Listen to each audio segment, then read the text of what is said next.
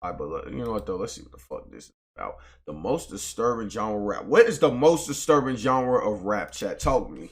What's the most disturbing genre of rap? Let's see what he says. The darkest genre of rap, I covered Memphis rap, which is a somewhat dark and eerie genre of music. Even though that was more of an exploratory video, I got a bunch of comments telling me that I should check out horrorcore. And although I did know of horrorcore, I didn't know too much about it. So you want to watch some basketball stuff? Shit. So join me today as we look into the most genre of rap. Also, this is my October Halloween video fit. What you talking about? Tried to get somewhat festive, I guess. And this is the first of my 2 Halloween specials, I guess you could call it. This one's definitely a lot more darker than the next one, but the next one is kind of different, so I guess I wanted to call it a special. So make sure to stay tuned for next week's video. Also, make sure to follow me on Instagram too, because I just want more followers. Thank you. So before I tell you about how horrorcore began and how it grew, it's probably important for me to tell you what it is in the first place. Like the name implies, it's a very dark genre. Oh, I see. It's pretty much just right. It's pretty much an edgy, dark version of rap. It's when you talk about just. Sash, do you listen to horrorcore? Rap music. It's also an interesting genre because unlike some other fields, this is a genre that some artists will dabble in, but most of them won't dedicate their entire careers to it. The main characteristic that makes horrorcore is the lyrics. The lyrics tend to be very dark and graphic, and they're about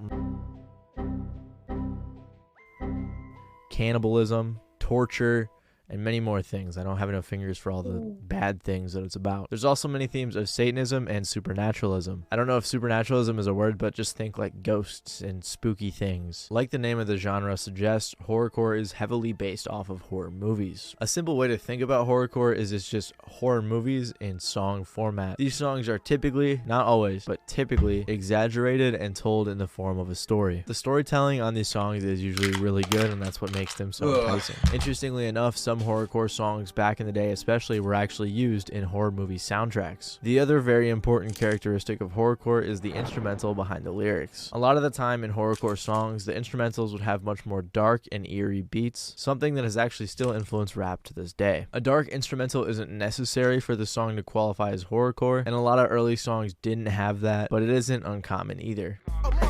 Psycho. I need to be dead. Took the knife out of my neck and ate the meat out my own head.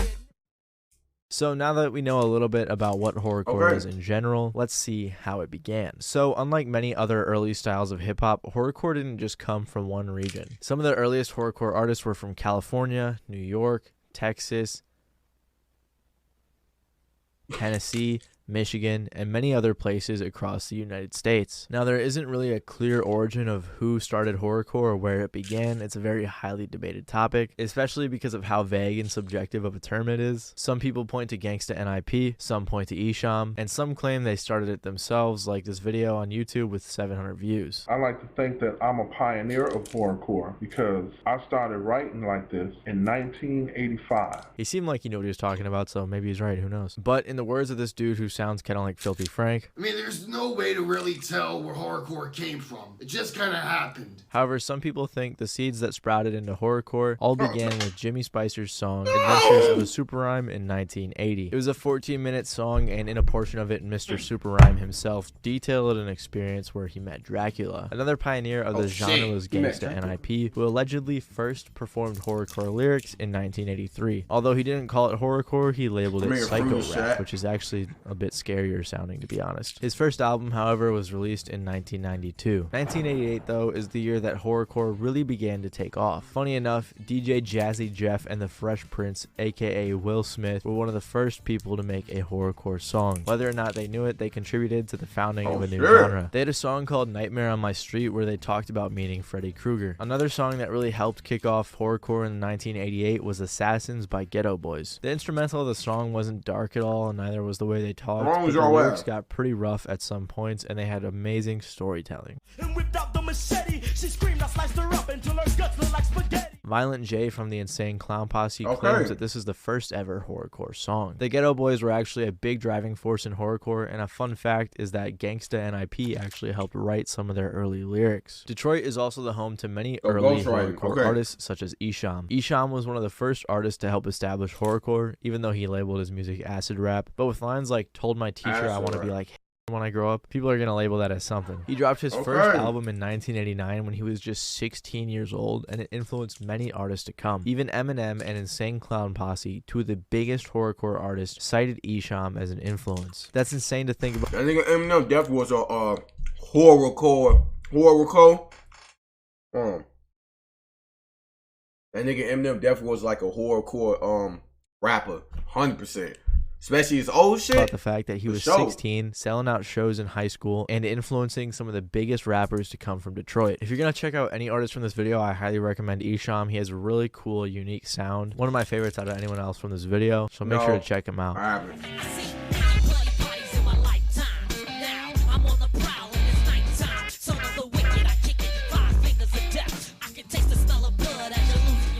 Another early influence of horrorcore was insane poetry, but horrorcore began picking up much more in the 90s. While all this was going on across the United States, Memphis had its own dark sound emerging. Memphis rap, also known as Memphis horrorcore, was another important force when it came to the overall genre. It was very influential, and it still has a lasting impact to this day. It began in the early 90s, right as the rest of the horrorcore genre was taken off. Some popular artists from the scene include Tommy Wright III, 3 6 Mafia, and many more. Some members of 3 6 Mafia, like DJ Paul and Lord Infamous, have even cited Gangsta Nip as an influence. Similar to regular horrorcore, it had very dark lyrics, but one of the main differences is that a lot of these artists claimed this was real life for them. Aside from the occultism aspects, Tommy Wright said in an interview that a lot of the dark lyrics were inspired by all the bad things happening around these artists. It's not devil worshiping, but it's a lot of evil shit.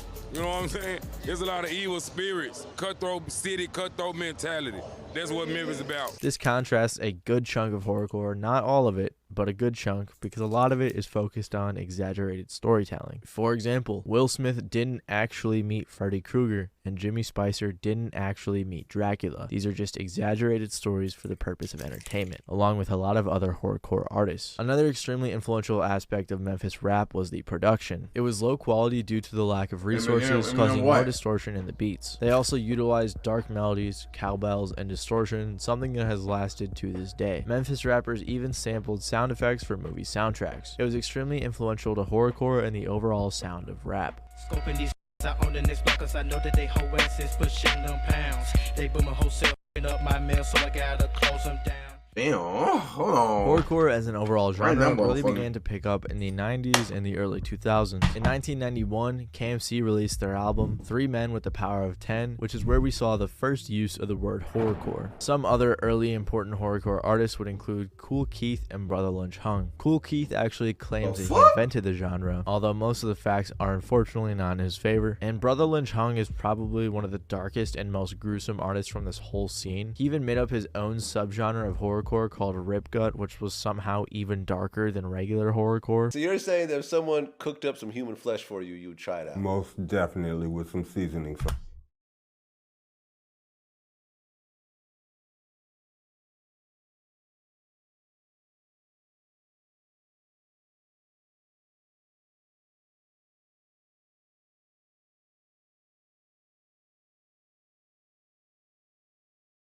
Ain't Kim his ex-wife?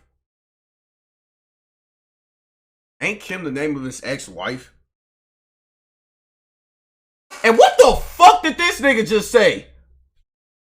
Genre of horrorcore called Rip Gut, which was somehow even darker than regular horrorcore. So you're saying that if someone cooked up some human flesh for you, you would try it out? Most definitely, with some seasoning salt. Gravedigger. Oh, you 90s and 80s fucking old school ass, old head ass rappers, weird as hell. Y'all just hear this nigga chat? This nigga just said if somebody fucking cooked up, what y'all heard the fuck this nigga said? My nigga, what? That PCP, man. Seasoning salt, man. Salt.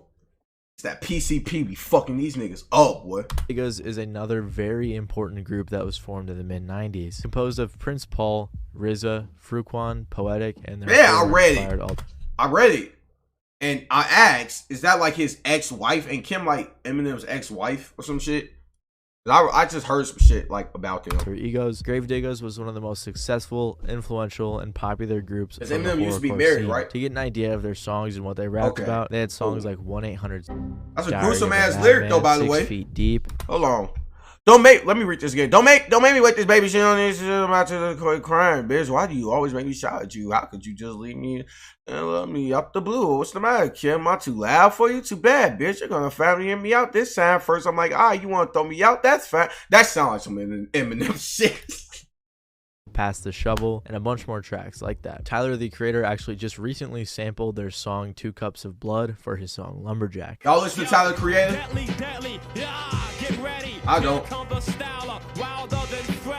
If you're looking to get into horrorcore, I I actually heavily suggest starting with this group. Freddie. Their music is very accessible I and don't it still listen holds to up very well to this day. So in specific, I would recommend Tyler, checking Creator. out the album 6 Feet Deep. Big L was another very influential and early horrorcore artist. In 1993, he released a song called Devil's Son that was even banned from the radio because of its dark and seemingly satanic lyrics. However, he said that he wrote the song because he was a fan of horror movies and because the stuff he saw in Harlem was scary, so he just put it all together. Some people tried to box Big L in as just a horrorcore artist or maybe a Satanist, but he said himself that he preferred other styles and just talked about his surroundings. Some fans consider his album Lifestyles of the Poor and Dangerous to be a horrorcore album, and I agree that some songs are dark, like On the Graveyard where he says 2 intense infants for 10 cents. It's a little bit dark. However, the entire album isn't that graphic. Insane Clown Posse was probably one of the biggest groups to come from the horrorcore scene. They were making music since 1989, but they started doing horrorcore in 1992. They did this because their regular stuff wasn't selling and they wanted to be unique. Maybe the reason nobody's buying Dog Beats is because we're just doing some of that same old gangster rap like everybody else. Man, we ain't from LA. Why don't we just get brave and add to this crazy Detroit sound? What do they mean by that Detroit sound, you may be wondering? Like I said, Esham was coming out of Detroit and was influencing tons of artists from that area, so they decided to hop on the horrorcore wave. They reinvented their image and went from inner city. Y'all heard about that rapper, like that old head rapper that like ate somebody's face or some shit, or ate somebody's heart or some shit? Like that I don't know if y'all remember, like he had ate like a girl's heart or her face or some shit because he was like off like drugs. The first lyrics that you seen, yeah, they still right here. I still see them. Because anything that y'all see, any comments that y'all send is always gonna be here. Like I could always, like only comment, I see your old comment with the Eminem shit.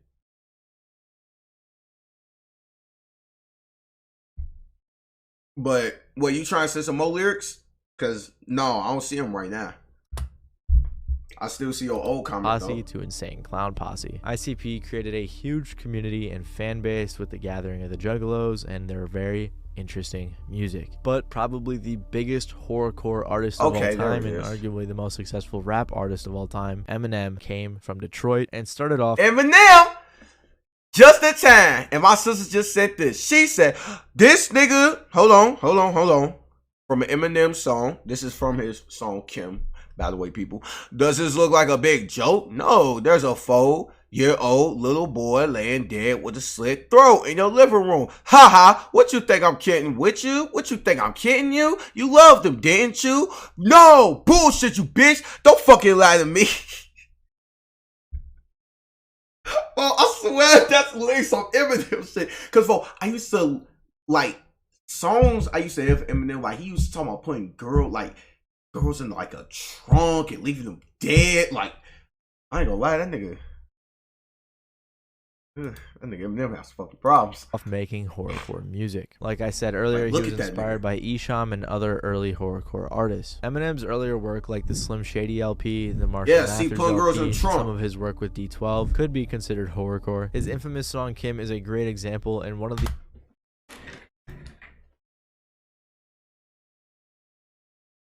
What a fucking coincidence. And that my sister is currently sending lyrics to that song in my chat. Wow, Sasha, what a coincidence. Ha, I got you. Go ahead. Yeah, here, I'll scream with you. Somebody help. Don't you get it, bitch? No one can hear you. Now shut the fuck up and get what's coming to you. You were supposed to love me. Now bleed, bitch. Bleed, bitch.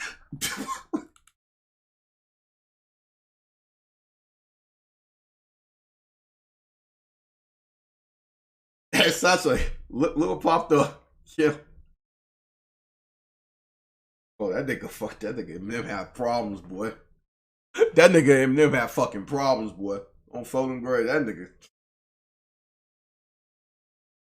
Man, how about we just play Hello Mockingbird? I knew it, yeah. The darkest popular What a rap song, coincidence. alongside other songs like Remember Me, which is one of my personal favorites from him. I got the soul of every rapper in me.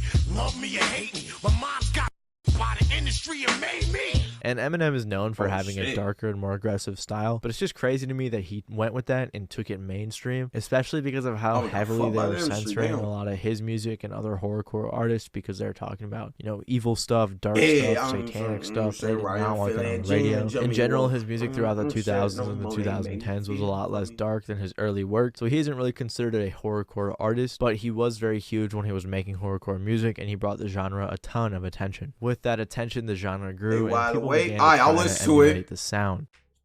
As horrorcore this grew is more dark. popular, its influence grew as well. With many songs and artists being banned from the radio because of how dark they are, it's no surprise that they even tried to link horrorcore to real-life issues. It is called horrorcore rap, and the controversy over the music is only making it more mainstream. Media outlets began blaming horrorcore artists for violent crimes. They were claiming that the dark and aggressive music was inspiring kids who were easily influenced to do terrible things. In 2005, a high school student who police say was a regular on Mars's website, 9 people in Minnesota. In September, 4 people were killed in Virginia, and the accused killer, a 20-year-old horrorcore why you fan got known as bleep- Psycho Never mind. Sam, who used to go to Mars's shows. In my opinion, I know you guys wanted to hear my opinion, I think this is pretty dumb because, you know, horrorcore songs, like I said earlier, are just horror movies kind of in song form. It's just for entertainment, storytelling, and possibly an outlet for artists. That's if anyone what were I'm to saying, take these folks. songs too seriously, I think that's on them. It's the same way that they could take a horror movie or a horror book too seriously. Another big issue, though, with horrorcore is how quickly it became corny. Throughout the 2010s, artists that were inspired by the likes of That's just Eminem and white other boy horrorcore syndrome. artists began Facts! to try to emulate that sound, but it just Nah, didn't work. that's Some facts. examples could be Hopsin or Dax, who many rap fans view as corny. But there are plenty of smaller artists to this day who still try to be extra dark in their songs just to sound like their favorite rappers. In my opinion, it seems like for a while people were getting tired of the unnecessarily dark music and the overly exaggerated lyrics, so horrorcore began dying down. I think Technically, can't drill rap be declared as horrorcore?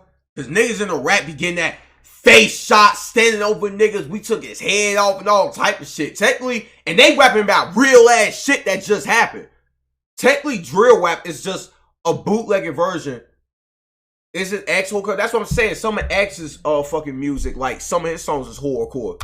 that sums this up perfectly comes from LA Weekly that says, I spoke today, to the devil in Miami. All type. Well, I could. Come on, man. it seems like the only people who don't see horrorcore as a dirty The boy word with the are black its eyes? listeners.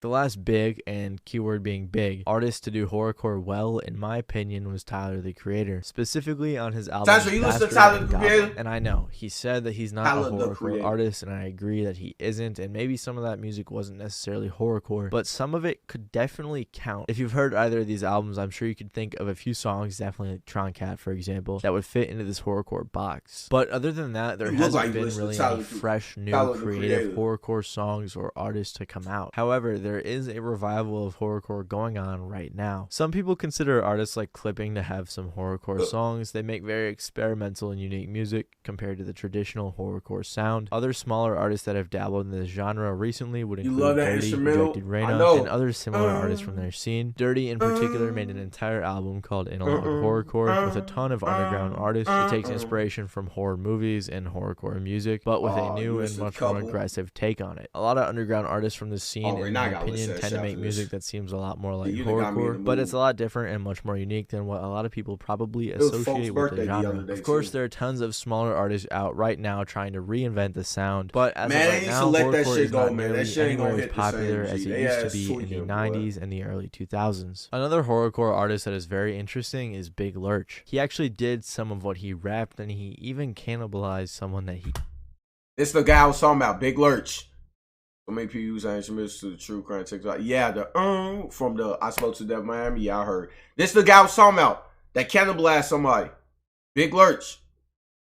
You talked about that. Yeah, that's what I was talking about. Big Lurch. I read about this nigga like a couple years ago. Well, seen the video and read, obviously. Yep, Big Lurch. I think he ate a girl's heart or her face, some shit, because like he was tripping on some drugs or some shit. And cops said they found his ass outside just looking in the sky naked, just screaming and shit with blood all over him. He killed. But many people actually think that Big Lurch may have been set up. So check out this video to learn more about Lurch's situation. Other than that, thank you guys for watching, and I'll see you guys next time. Oh shit. Shit. Hold on, folks. Cause my sister got me in the mood, man. Soundtrack, what would you do? Watch that now. You want me to watch it now? Man, we watch it. All right, fine. We go watch it. Hold on. Before we